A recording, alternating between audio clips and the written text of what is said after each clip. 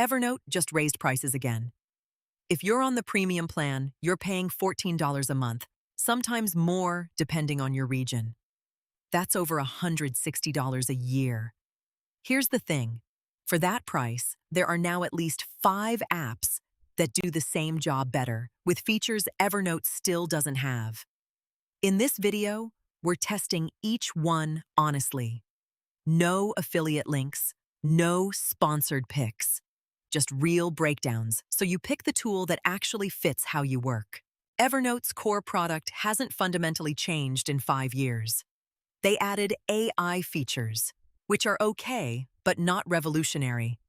Meanwhile, their competition went nuclear. Notion added AI and integrated databases. Obsidian went privacy first and open source. OneNote stayed completely free. And Apple Notes just kept getting better. The market didn't wait for Evernote to innovate. It moved on. So we're going to show you 5 replacements, what each one does best, and which one fits your actual workflow. Notion is probably the most complete replacement if you're doing anything complex.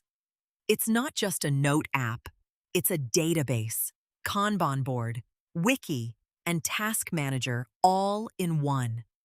You can build databases with custom fields, create roll-ups, and automate workflows. The free tier is genuinely powerful. You get unlimited blocks, unlimited pages, unlimited collaborators. The only limit is file uploads, 2 gig per file.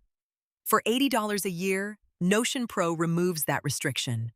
If you're doing knowledge management at any real scale, Notion's your answer. OneNote is free. Full stop. It's part of Microsoft 365, but the standalone app is completely free on web, Windows, and Mac.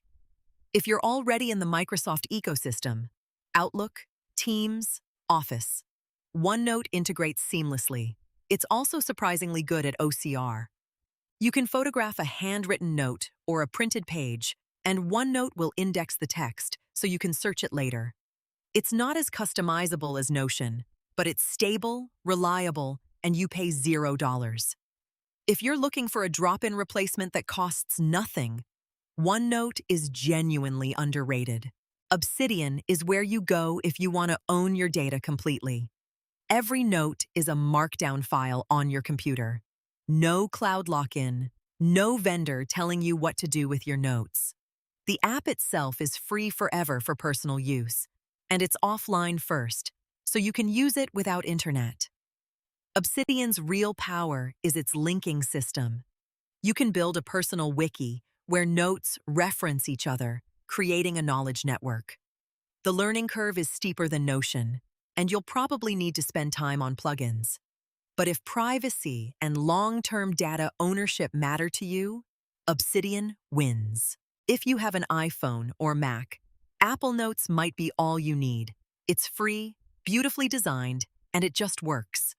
You can add sketches, handwritten notes, scanning, links, checklists. It syncs across all your Apple devices instantly. The search is smart enough to find text in images. There are no folders, just a simple list, so there's no complex organization to maintain. Apple Notes won't replace Notion if you need databases or complex workflows. But if you want a clean, simple, beautiful note app that never gets in your way, Apple's built it. Here's how to decide. Pick Notion if you're organizing multiple projects, databases, or teams. Basically, if you need to do complex work. Pick OneNote if you want free and you're already in the Microsoft ecosystem. Pick Obsidian if you want complete privacy and don't mind learning a tool. Pick Apple Notes if you have Apple devices and you want simplicity above all else. And there are others. LogSec for open-source markdown linking. Bear for Mac-only elegance. Standard Notes for encrypted privacy. The point is, Evernote's not your only option anymore. You have better choices at every price point. Here's what I'd do. If you're deep in Evernote and it works, no rush to switch. But if you're paying for premium and feeling stuck, try the free tier of Notion or just use OneNote. Spend a week with it. See if it fits. The switching cost is basically zero now because every one of these apps has import tools. And honestly, the feature you actually use matters way more than the feature the app advertises. Pick the one that feels native to how your brain works. That's the one you'll stick with.